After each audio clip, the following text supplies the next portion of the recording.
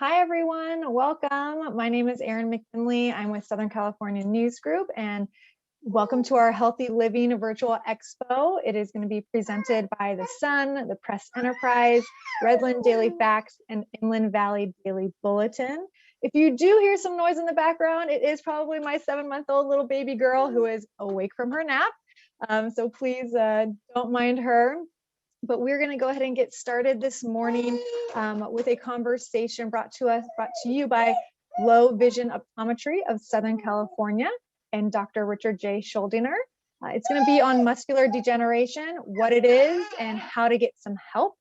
And if you have any questions, please go ahead and put them in the Q&A function or on the chat feature. We'd love to hear from you. We will try to get to them at the end of the conversation. And now I'm going to go ahead and introduce to you Dr. Schuldiner. Thanks so much.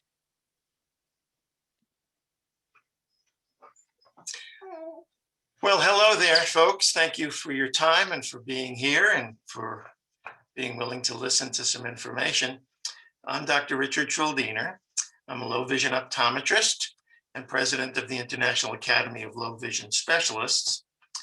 The International Academy of Low Vision Specialists is an organization I founded.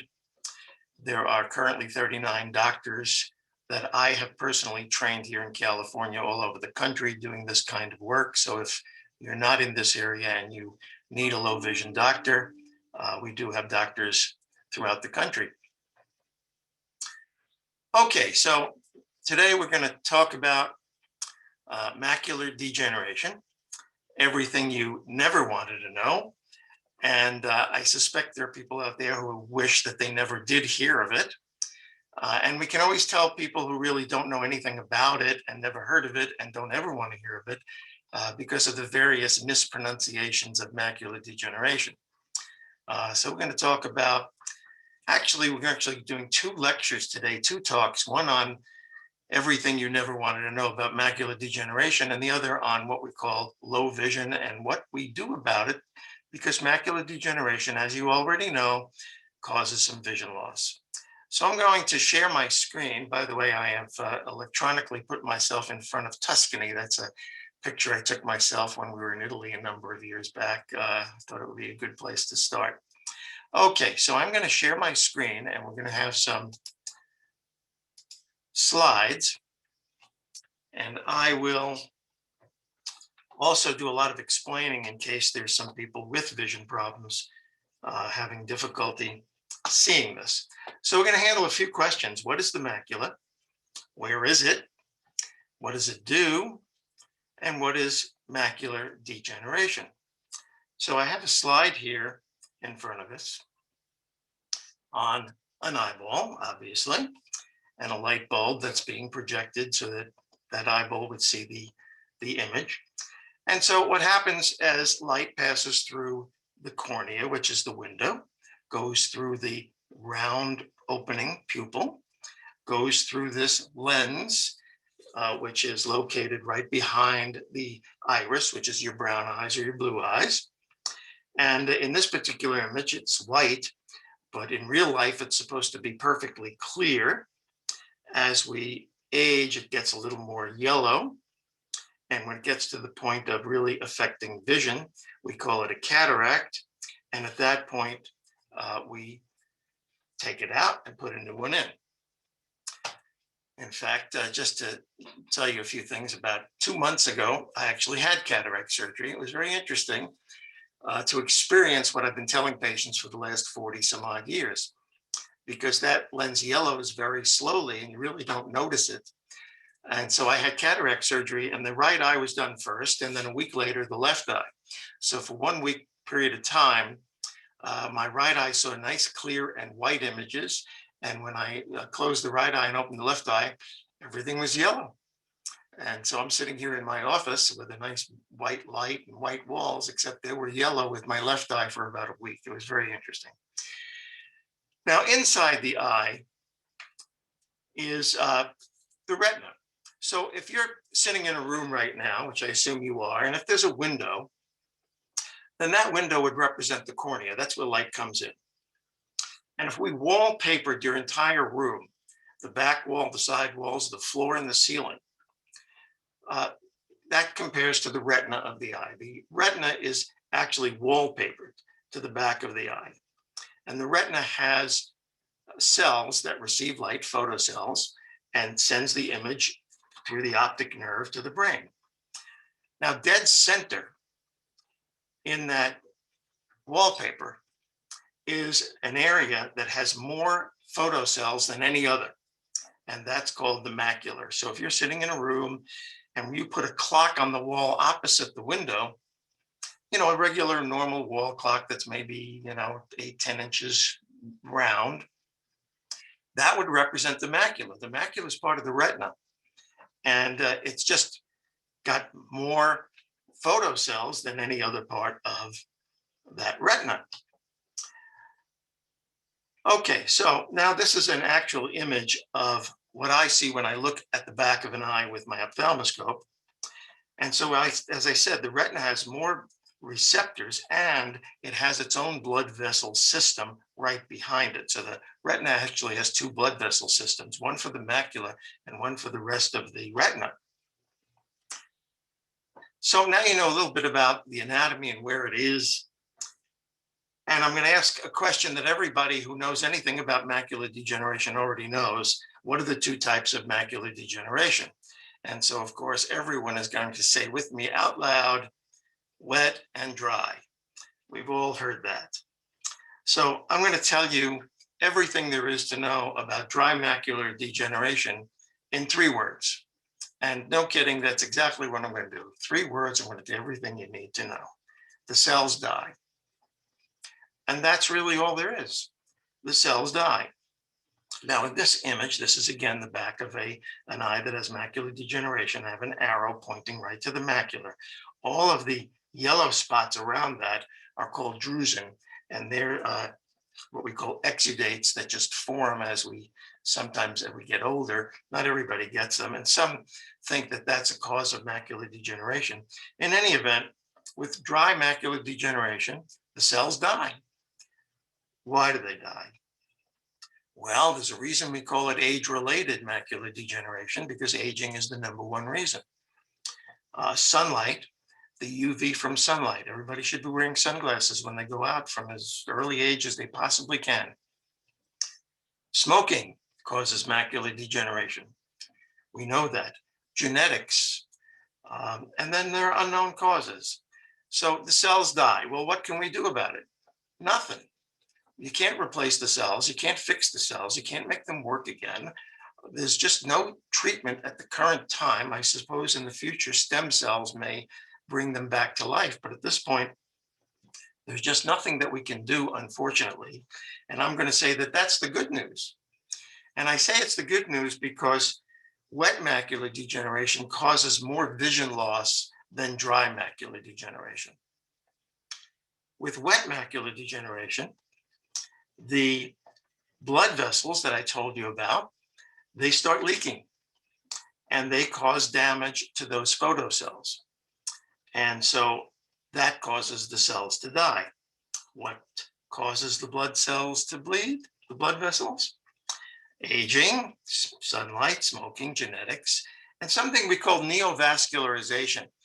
If the retina, if the macular area thinks that it's not getting enough nutrition, it will build new blood vessels behind that macula to try and solve the problem. But it actually creates a problem because these blood vessels are very fragile and they end up bleeding even more. So the point is, we've got to be able to stop the bleeding. And they do that now with injections of a medicine that will actually stop the bleeding. Nobody likes to get these injections. And sometimes they'll ask, why do we still have to keep doing it? And we have to keep doing it because if we don't, more cells will die. There'll be more bleeding. If your retina doctor thinks you need more injections, you need to do it. Prior to injections, they were using laser beams to seal the blood vessels to stop them from bleeding. The problem was, not only did it seal the blood vessels and stop them from bleeding, but it destroyed all of the photocells around there. So literally people walked into the retina doctor's office seeing a certain amount and walked out seeing worse. But if that wasn't done, it would even be more vision loss. So the injections are really a miracle in terms of reducing vision loss. There was a time when I could not help a wet macular degeneration patient see better no matter what. And with the injections now, they preserve vision enough for me to do some help. So the rest of the retina is for peripheral vision. That's how we're able to ambulate, get around, and not bump into things. There's another eye condition called glaucoma, which will damage peripheral vision and leave central vision alone. That disease, glaucoma, has no symptoms, which is why I recommend everyone have an eye exam every year or two and have those pressures checked, because that could be serious and there's no way to get the vision back. I put up here on this slide kind of a diagram of what the macula area looks like. And if you can see that, here's what I want to point out. These are the photocells all the way on the right in the different colors. You'll notice that there are rods. They look like long rods, long pretzel rods, if you will, and they're all the same color because rods don't see color. And then there are cones, kind of look like ice cream cones, a little fatter on one end, and they're in different colors because cones see color. The macular area only has cones and only sees color. So that's why in macular degeneration, sometimes color vision starts to be affected. So macular degeneration will leave a scar in the center. And if you're looking at an image like this E, for example, and it's smaller than the scar, you won't see it. You'll have a blind spot. If the letter you're looking at is larger than the scar, then you will see it. So that's why people have blind spots when it comes to macular degeneration. Okay, so now I told you everything you wanted, or you never wanted to know about macular degeneration. And now we're going to talk about what we can actually do about it when there is vision loss. So when there's vision loss, we call it low vision. So what is low vision and what's the definition of low vision? Believe it or not, even eye doctors who don't do this kind of work are not familiar with what the definition of low vision is. So is it defined by how much vision you have, visual acuity, like 20/40 or 20/70? We're going to even go through what does 20/40 mean? What is it? What is that? What is 20/20, 20/40, 20/200? Well, traditionally, eye doctors test at 20 feet. So you have to know what distance you're testing vision. So that's the first 20 feet. Why 20 feet? I couldn't tell you. It happened way before my time. That's the distance that was picked for some reason. And then we have you look at the letters and look at the smallest letter you can possibly see. And a long time ago, well, somebody took a lot of normal people and said, what's the smallest letter you can see at 20 feet? And they determined, actually it was 8.75 millimeters for those engineers out there who like technical information. In any event, we call it a 20 size letter. So if you can see a 20 size letter at 20 feet, you've got 20/20. If we have to make that letter twice as big, well, then a normal eye would see it at 40 feet. So we call it a 20/40 size letter. And if the vision is at a point where it has to be 10 times bigger, we call it a 20/200 size letter. But low vision is not determined by the size of the letter you can see. But by the way, if the smallest size you can see, a 200 size, we call that legally blind. It's got nothing to do with being totally blind. It is just a technical term that triggers benefits to some people if their vision gets that bad. So low vision has nothing to do with visual acuity. It has to do with what you are not able to do with the vision you have. It's very important. So the real definition that I go by is fully corrected vision, which is insufficient to do what you want to do.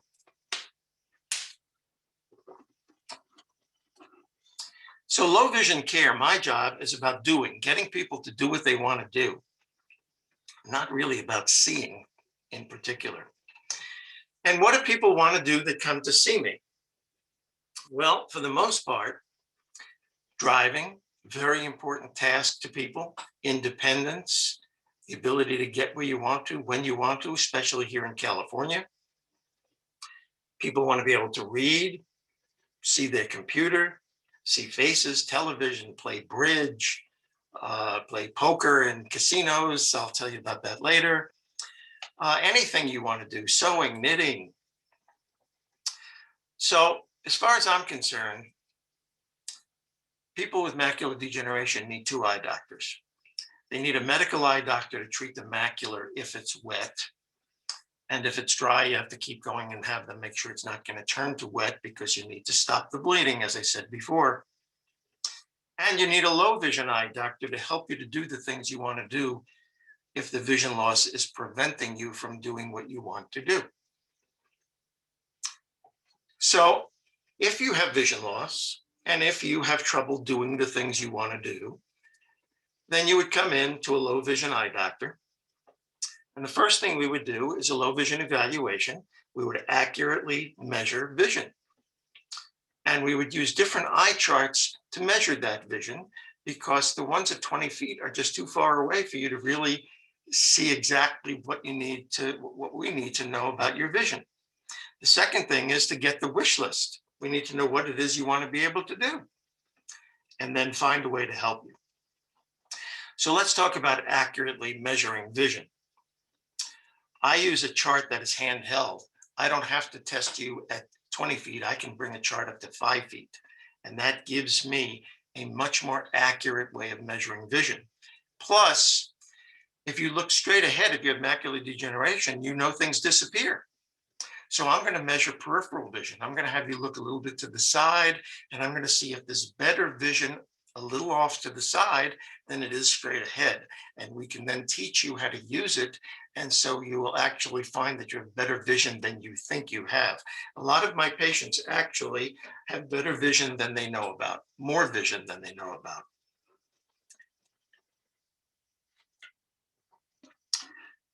Next thing we want to do is talk about the wish list. I call it the wish list. And I divide it into 3 sections. The first being near tasks, the second being intermediate tasks, meaning arm's length, about 2 to 8 feet away, and then far distance tasks like seeing signs when they're driving. And my job is to find a way to help with low vision glasses, low vision magnifiers, devices, electronics, whatever it takes. So now we're going to go through various ways that I help people. So the first is if you're having trouble with reading, well, we can go with stronger reading glasses. The stronger the lens, the closer it focuses. So low vision doctors use high-powered lenses that are much stronger than normal. I've heard many, many people say, well, my doctor told me this is the strongest lens that I can have. No, it's the strongest lens that they know how to prescribe. When it comes to high-powered optics, it really does take some extra training to know how to deal with that. So some of these glasses may look like this, what we call them prism readers, because if you have to hold your material closer, it's kind of hard for the 2 eyes to turn in and you might get a headache. So we use prisms to alleviate that. And we might use that for handheld tasks like reading, or maybe even doing handwork in the kitchen, peeling potatoes, chopping, cutting, things like that, writing. But we would have to be closer than normal. If that is not good enough, then we go to real high-powered lenses, and we call those microscope lenses.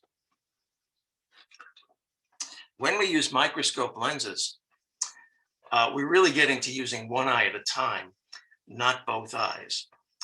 Because if we're getting this close, for example, in the middle image here with this young lady that I took care of, you can see she's holding her material about 3-4 inches away from her eye. There's no way the 2 eyes can work together like that. So we picked the better eye. So this woman on the right if you can see this, she's got a very, very thick lens to read with. That's a woman who came from Peru to see me. She desperately wanted to read. Her vision was way worse than 20/200. This magnified print 14 times, and she had to hold things very, very close, but she was in tears by the end because she was actually reading, thrilled to be reading. Then we go into other lenses, if necessary, like telemicroscopes. So, for example, this on the right hand, if you can see this young lady with a pair of glasses on, she's wearing what looks like a pair of binoculars. And that combined with a reading lens gives her a lot of magnification and allows her to see very small print. Also for near work, we have hand and stand magnifiers. So on the left image, this is a whole bunch of different powered magnifying glasses. And on the right image, a whole bunch of different powered stand magnifiers. So a hand magnifier is very useful for items like spotting. So if you have a can in your hand of corn and you need to read the label, a hand magnifier works very well. If you're walking through the grocery store and you need to see the labels and the prices, it's going to be difficult to wear a pair of high-powered reading glasses because they have to go on and off and on and off. You can't see distance with a high-powered reading lens. And so it becomes very inconvenient when you're in a grocery store, for example, or dress shop and want to see the labels on the dresses, the sizes, the prices. So we recommend a hand magnifier. All of the hand magnifiers that you might see in this picture over here have different powers. One of the difficulties in hand magnifiers is that the people who make them, the manufacturers who make hand magnifiers, have no standardization of how to label them. It would be like every shoe manufacturer labels their shoes completely differently. So a size 8 in one manufacturer would have nothing to do with a size 8 in another. And so you're going to find that if you go into a store like Walmart or go on Amazon and try and find yourself a magnifier and it's labeled 3 times, well, you might think it's 3 times, but that's just a label that the manufacturer puts on there. You have no idea how much it actually magnifies. I've actually seen magnifiers on Amazon that say 30 times. It's impossible. You just pick that number out of a hat. What we go by, what the doctor goes by, is the actual lens power. And so we put that into an instrument called a lensometer. We measure the power, and then we can figure out whether that's enough power for you to be able to see what you want to see. So when I do a low vision exam, and somebody says to me, I need to see the labels and the prices in the grocery store, I have to figure out what power will give them enough magnification to see that, and then pick out the right hand magnifier for them. And most of my patients who come to see me, I ask them to bring their magnifiers with them. And so many times they'll bring a shopping bag filled with magnifiers of all different sizes, shapes, and colors. And then I put them in my lensometer machine, and they're all the same power. So they've really wasted their money buying the same exact magnifier over and over and over again. And if one doesn't work, obviously all of them don't work. A stand magnifier has some legs. So it just lays right down on a, oh, I went the wrong direction here, on the table. It's wonderful if you're a stamp collector, a coin collector, or if maybe you have a hand tremor. But hand and stand magnifiers are very difficult to use if you want to do what we call continuous reading. If you want to read a book or a magazine or a newspaper, and you're going to use a hand magnifier and you're going to go word by word, it's a very difficult process. Now, one of the things that I do personally is speak to every person on the phone before I make an appointment, because I really want to make sure I'm going to be able to help if you come in. So if the vision is unfortunately too poor and I don't think I can help, I really don't want you to waste your time and money coming in. And sometimes the vision is actually too good. So one of the questions I ask is, are you able to read newsprint, small print? And if the answer is no, my second question is, can you read with a magnifying glass? And if the answer is yes, or it's very difficult, or I don't like to, it tells me that a magnifier of a certain power will help. And it tells me I'm going to be able to get you a pair of reading glasses of that power to get you reading. So you don't have to use a magnifier for continuous reading. Now, if an optical magnifier doesn't do the trick, we have electronic magnifiers. Some are handheld, some actually go right over your face, like what we call a virtual reality system. Some you can walk around with, some you cannot. I have different images here for you to see. If you have a smartphone, an iPhone, or I guess an Android, there are apps that magnify. So you can go on your app store, for example, and type in magnifiers, and you're going to see a whole bunch of free apps that will allow you to do the same thing as a hand magnifier. So to see your medication bottles, or again, to see prices and labels, it's a very good way to do that.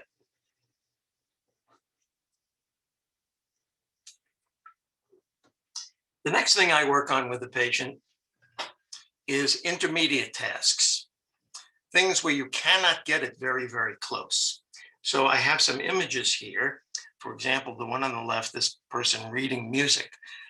Well, if you're going to play the violin or the piano or any musical instrument for that matter, and you need to read the music, I need to know the distance that you're going to be holding the material so that I can focus whatever device, whatever glasses, so that you can see it and perform the task.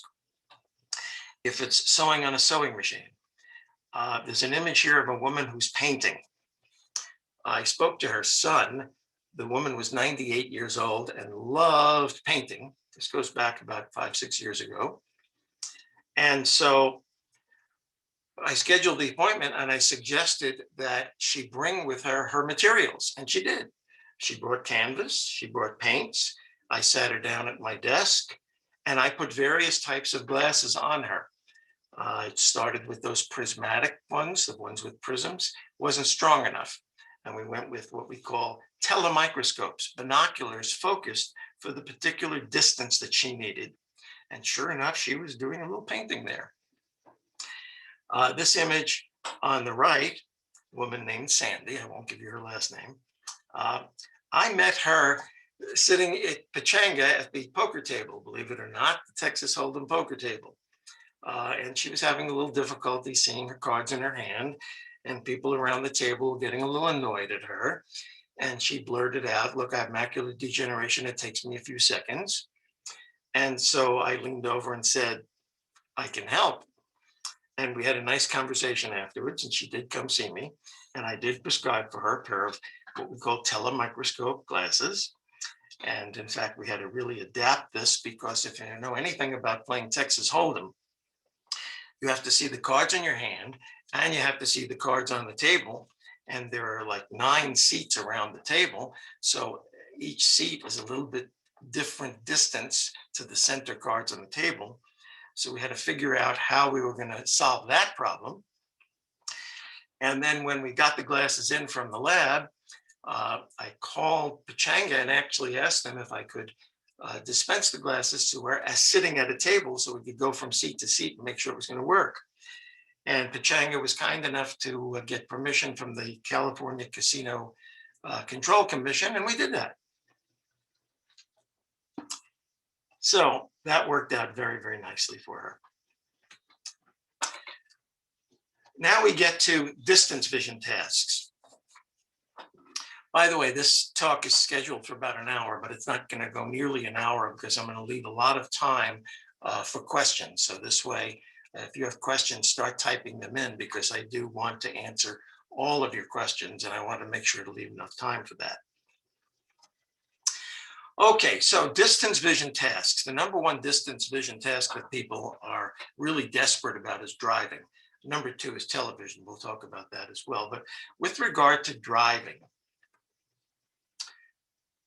My first question to people really is, are you still driving? And do you feel safe driving? Because whatever I'm going to do is going to make a safe driver safer. Unfortunately, I can't make an unsafe driver safe. We make a safe driving safer by putting little telescopes into a pair of glasses so that they need to see something further down the road, street signs, road signs, traffic lights, emergencies that they're not sure of, these emergency cones. It's very easy for them to dip the head down, look through the telescope, bring the head up, and see exactly what's there. It kind of works like the rear view mirrors in your car. You don't look through them when you're driving, you kind of glance. You do a quick look and you go back to center.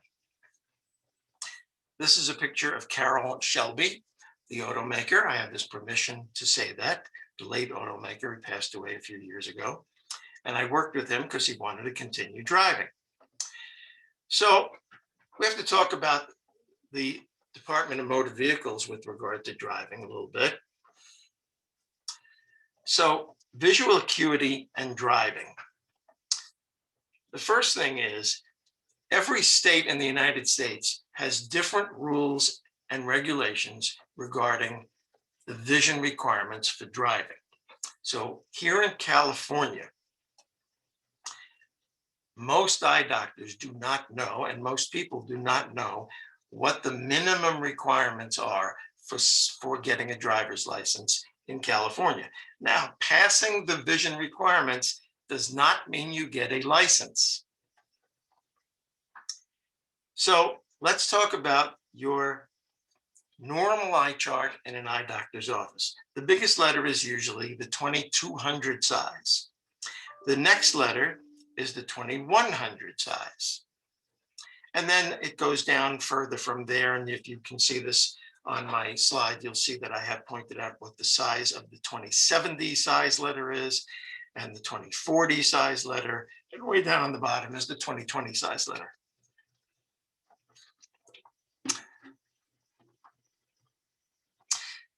In the state of California, one eye has to be better than 20/200.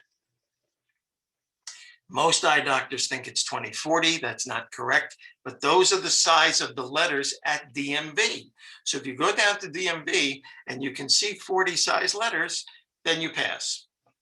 If you can't see 40 size letters, then you go to your eye doctor and I fill out, or your eye doctor fills out a vision report form.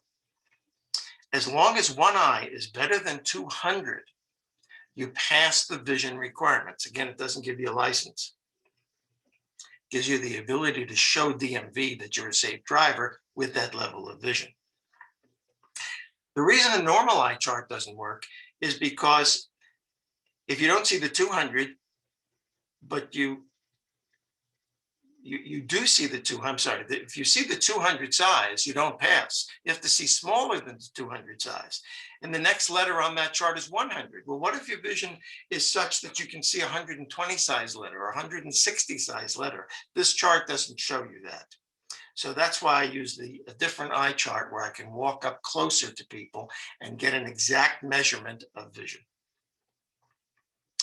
So as I said before, every state has its own rules and regulations, and there are no scientific studies that demonstrate a safe level of vision for driving. It's too complex. There's no way to say this is what you must have in order to be a safe driver. There's no way.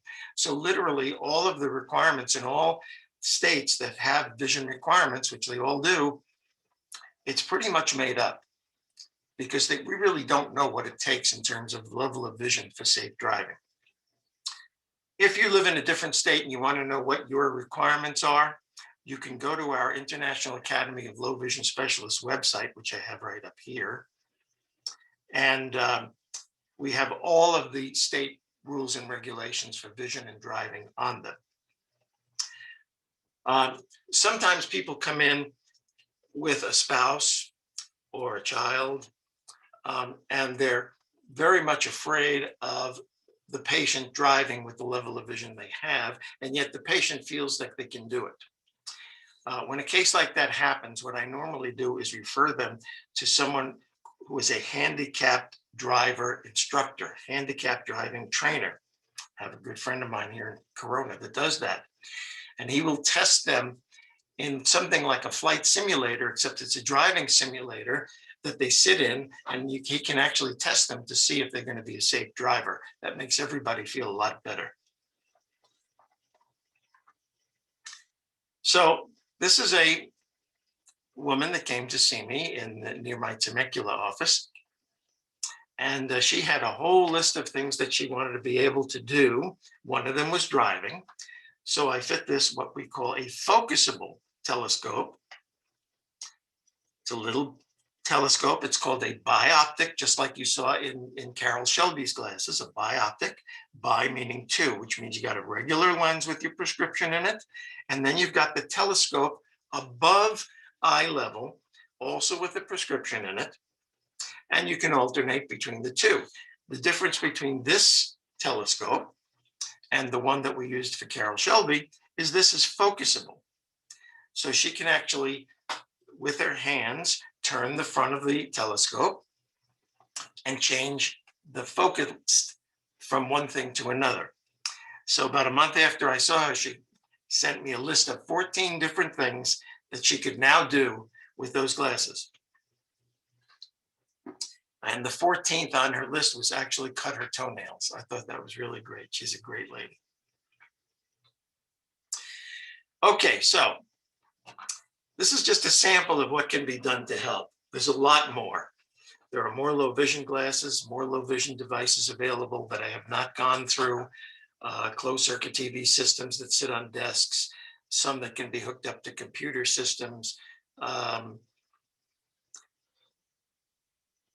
There are different colored lenses, filtered lenses that can help, prisms that can help. So if you're having difficulty, you really want to reach out to a low vision doctor. So I'm giving you here a list of resources. So the first is, you might want to just go to good old Dr. Google, you know who Google is, and type in low vision doctor or low vision help or low vision information. The keyword is low vision. And you're going to come up with a list of resources. When you find a doctor that you want to give a call to, ask whether they use these different types of glasses. Ask if they've had experience in working with low vision patients. Ask if they have demonstrator devices available. In my office, I have demonstrators of everything. So we don't guess and hope that something's going to work. We actually put it on you during the evaluation and make sure that you can actually read or see TV or see a distance or see the faces that you want to see. We actually make sure it works before we go ahead and actually order the device. So searching is a very useful technique. You could go to the International Academy of Low Vision Specialists website. That's all the doctors I train throughout the United States and Canada. You might also want to contact the Department of Rehabilitation. They have resources. They may be able, if you qualify, and I don't know exactly what the qualifications are, it's all different in different states and different counties. But if you qualify, they may send you to a low vision doctor and pay for it. They may be able to get low vision devices for you and cover the costs. So you call the State Department or your county Department of Rehabilitation. There's the American Foundation for the Blind that you can look up on Google. The American Optometric Association has low vision section. The American Academy of Optometry has low vision section. They have a diplomate program, of which I am one. It takes 5 years to pass all the testing to become a diplomate. If you're a veteran, the U.S. Department of Veteran Affairs has low vision services available. The American Macular Foundation. So you can use this. We can get you this if you need it, and you can have resources to find somebody. I do a low vision evaluation. It takes me about an hour. Unfortunately, Medicare does not cover low vision services. You need to know that. The reason I have a phone call with every single patient is because I don't like any surprises. I want you to know what the possible fees might be, what the costs of glasses or electronics or any of these are. I'm going to ask you questions to make sure that I can actually help you. So everything will be handled on the phone before you actually come in. And so I welcome that you give me a phone call. My phone number is right here. My email, you can email me if you prefer. And you can certainly check out my website and see all the information that's on there. Okay, so now I'm going to look at the questions and answers here. Give me just 1 second.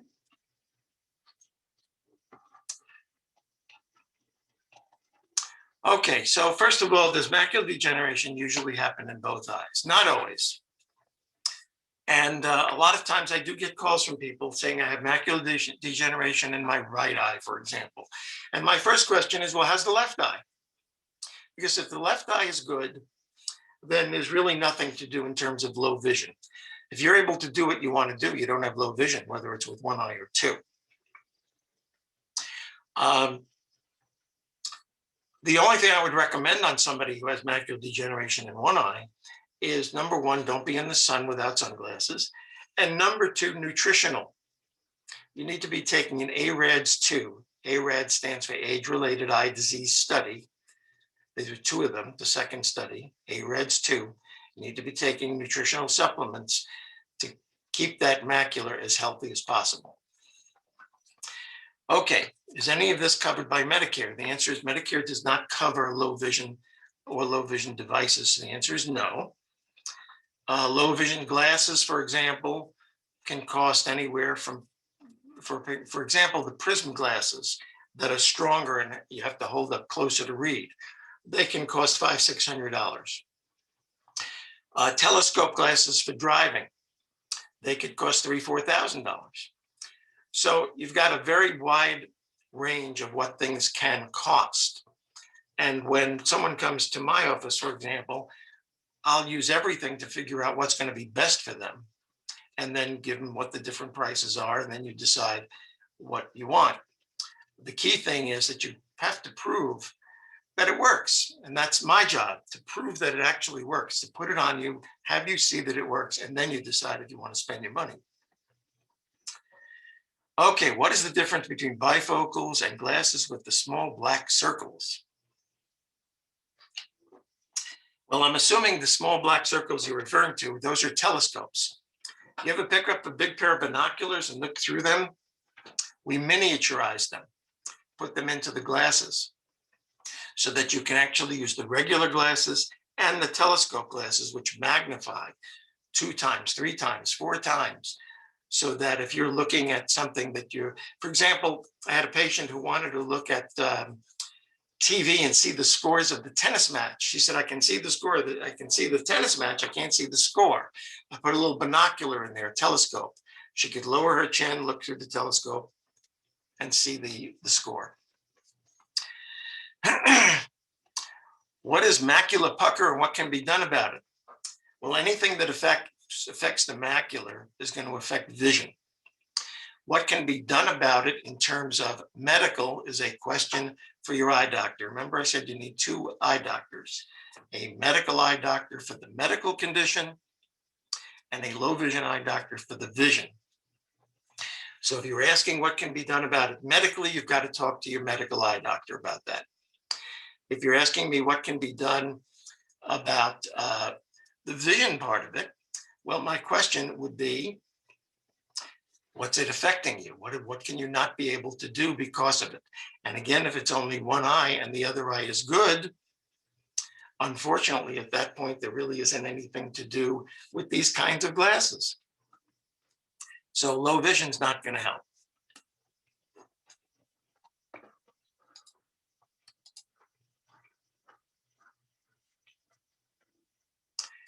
Okay, are there any other questions? I'm looking to see if there are. On the chat, you have information on how to reach the International Academy of Low Vision Specialists. Someone is asking, do I recommend cataract surgery? Well, if you have cataracts and if it's affecting your ability to do the things you want to do, well, then yes, cataract surgery is indicated. And you go to a cataract surgeon, they take out the lens, they put in another lens, an implant, and the vision is restored. If there's macular degeneration behind it, then the vision may not be restored. So you really need to have the doctor figure out whether there's anything behind that lens, like macular degeneration, before they take the lens out, so that you have some idea of whether or not it's going to be successful in giving you the vision that you want. Okay, do I do injections, and how is that done? No, injections are done by your medical eye doctor. I'm a low vision eye doctor. Medical eye doctors take care of the medical issue. They do the injections or any other medical procedures. My job is vision. Their job is fixing the actual physical eyeball itself.